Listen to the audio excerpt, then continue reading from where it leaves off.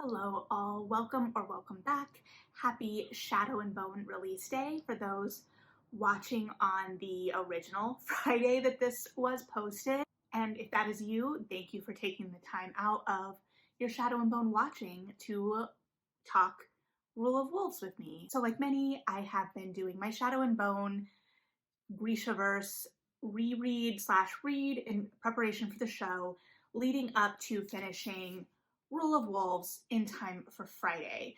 The idea in my mind was, we don't know what the show is going to be, don't know what we're getting, so just in case it's something that hurts my heart, which I'm not necessarily anticipating, but just, always being prepared, that I have the books and that fresh in my memory. Also, wanting to finish up the series. So I finished this up last night and kind of had to sit on my couch and stare off into space because I didn't know anybody else who had read it. And luckily, I woke up to a text from my friend Sarah, who I knew was reading it, but I think yesterday she was on like page 18 or something. So I was like, well, I can't talk to her about my feelings about this yet. So she texted me this morning and I woke up to it, and then we were texting all day about it as she finished. So we got to kind of talk through some of our feelings. So yeah, I'm very grateful that Sarah was there to text. And I will link her book that is coming out this fall below as well, because you should definitely check that out. I'm super excited for that. But Rule of Wolves. So let's talk about this for a second. So King of Scars, I also just reread, and I have accepted that that is probably one of the harder books in this world for me to read. And I think now the duology itself. And that was surprising for me. So this was pitched as Nikolai's trilogy, and he is one of my favorite characters in this world. So I was very excited, but also very hesitant, because anytime you're re-entering a world, especially a world you've left at peace, you've left with closure, you have to reanalyze that, right? Things are no longer safe, and you have to kind of grapple with what story you're wanting to tell. Like, why are we revisiting this world? And I think where I thought we were going in the first book and where we end up in the second book were slightly different, although all the pieces were laid there. So one of the reasons King of Scars was so difficult for me personally was that in my reading, it grappled with that idea of legacy and this idea that you can defeat the big evil, you can win the battle, win the day, save the kingdom, and the kingdom still has to be rebuilt, one, but two, you are not in control of the narrative of that legacy necessarily.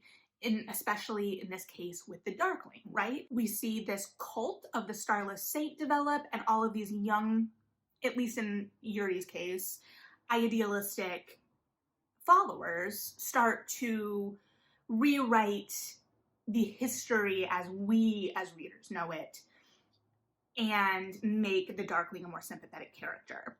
So it's that grappling with that romanticization, which when I talked about the original trilogy, I thought that the playing of the tropes of the Darkling in particular were really smart, right? We were used to this character being a sympathetic, redeemable figure. And to a certain extent, I think we did get some redemption in the original trilogy. There was an end.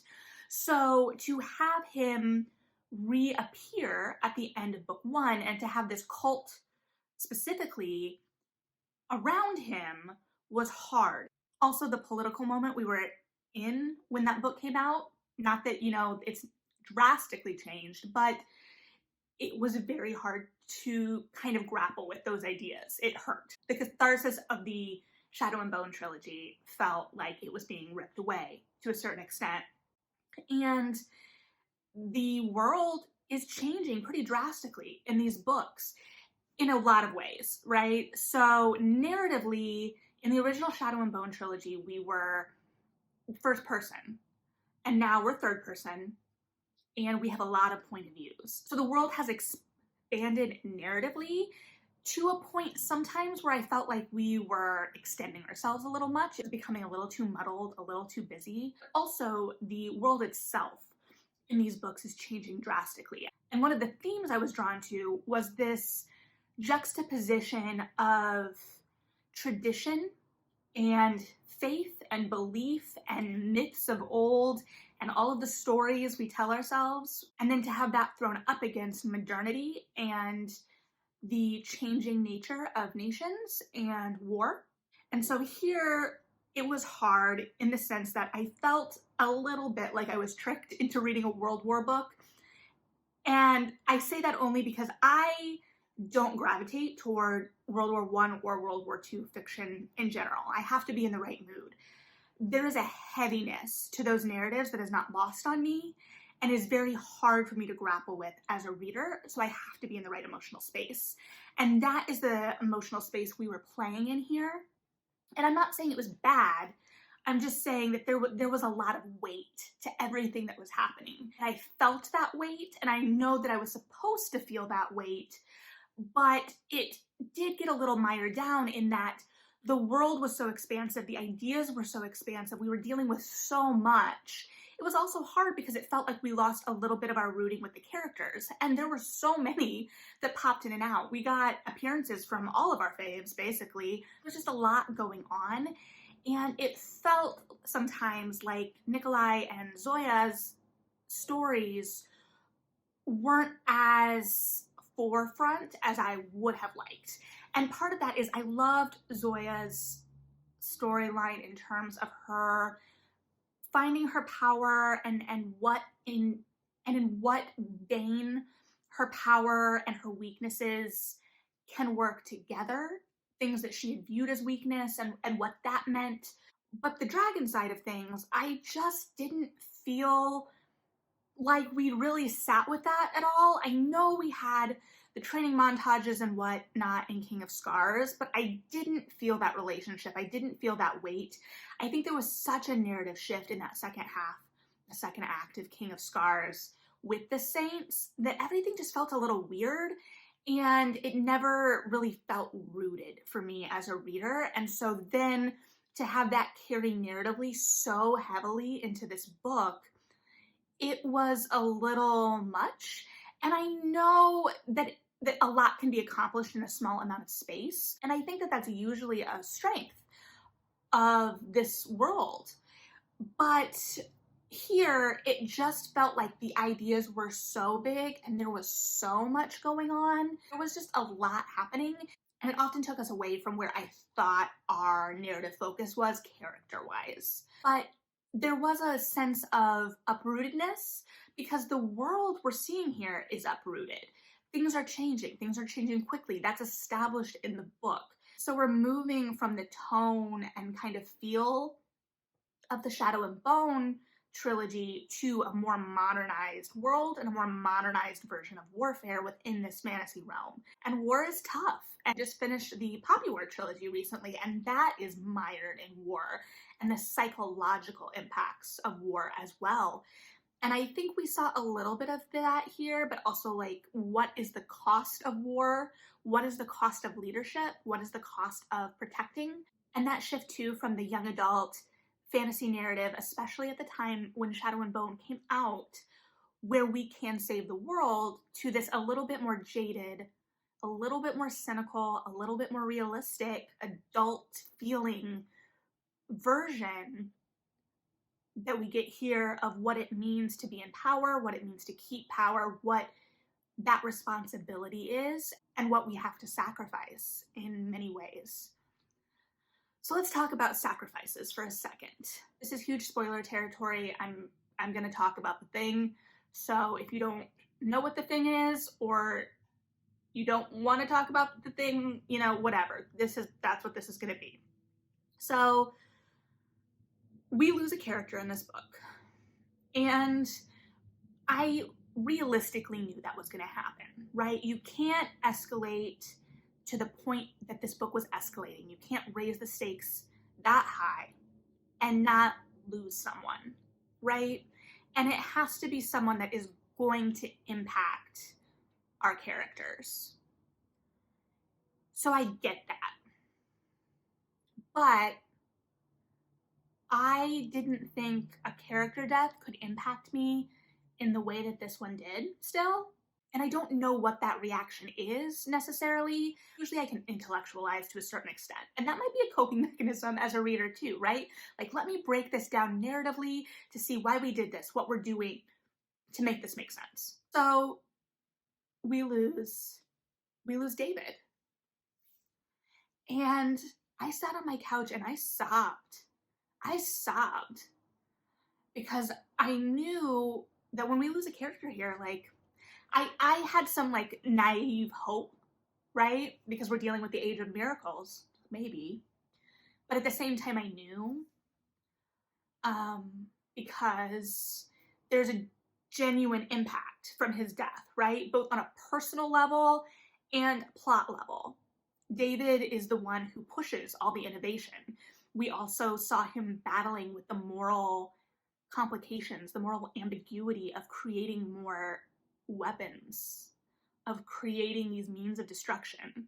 You know, that's one of his big arcs and one of his big struggles, especially coming out of Shadow and Bone, is what he did there and the cost of that. So pushing into this war and this ability to create large missiles, destruction, submarines, you know, the whole shebang, was a conflict, an internal conflict. But I had found such joy in him and Jenya together and their happily ever after and the peace that I really believe she was owed as a character. And I know that that may be naive, right? And I loved the ending of Ruin and Rising. I thought it was gorgeous. And that promise at the end, I thought, was, while focused on Alina and Mal, I thought a little bit broader too, right? These characters have been through so much and they fought for so much. And, you know, war doesn't care. So I get it, but I don't like it. I don't like the implications for the characters left behind. I will say it's not rushed. We're allowed to mourn. And I think seeing that mourning weave through too, like, I think this entire duology has kind of had the mourning of Matthias woven through. And that is a little bit woven through Nina's new relationship that we see in these books. There's a sadness there. It's not the first love, right? It has a different tone to it, as it should.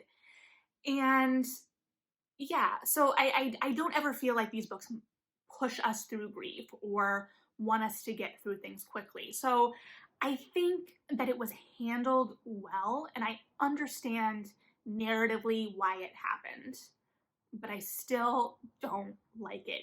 It makes me very sad. And I was talking to Sarah about this too. I was like, you know, would I have been this sad if I hadn't just done a full reread? And honestly, I think the answer is no. I think I could have pulled back a little bit more emotionally if I hadn't just done the full reread.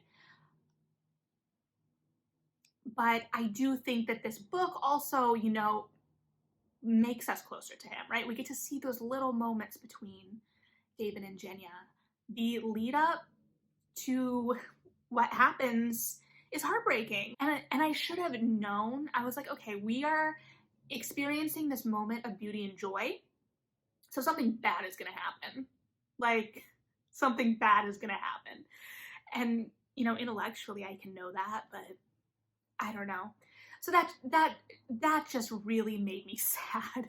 Like, to be completely honest, I, you know, can sit here and try and really dig into it structurally, narratively, whatever, but at the end of the day, it just made me sad, and that's valid too. And I think that all played into the overall tone of the books. Like I said, the tone of Nina's plot lines are all kind of imbued with a kind of sadness. Everything feels more weighted, right? Because we've seen these characters go through so much. We know the costs. We are seeing higher stakes even amidst that. So everything is just heavier. There is a weight to what is happening. Not just the book, which my arm did fall asleep a couple of times while reading it. And I'm like, what is happening? Anyway, but it made for a different reading experience. Everything here was, and we see this in Zoya's arc and character journey as well, but exploring that idea of loss and grief and how we move through that, how we find power through that, how we continue to serve through that. So I think there are a lot of big ideas at play here. My problem is a strong word.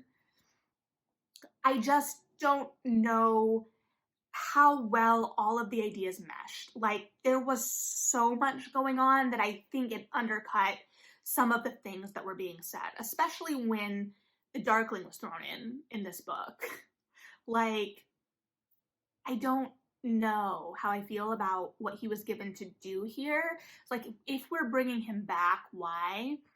And what are we saying with it? And I don't know. I don't know how I felt about that ending. I don't know if it's totally an ending based on where we ended. That was a lot of end versions of words, but you know what I mean. So I don't know. I don't know, friends. This was just a more weighted reading experience. It felt heavier, it felt sadder. I think that's realistic, but I am still processing a lot of this, and I know I've glossed over a lot, but there's a lot going on in this book. There's just, I don't know. What were your thoughts? What did you like? What did you feel like you would have liked to see more of or done differently? I don't know. There's just so much to go with. So I'm sure I will continue to text Sarah feelings and refine them. I'm sure that as I watch the show, who knows, things may change.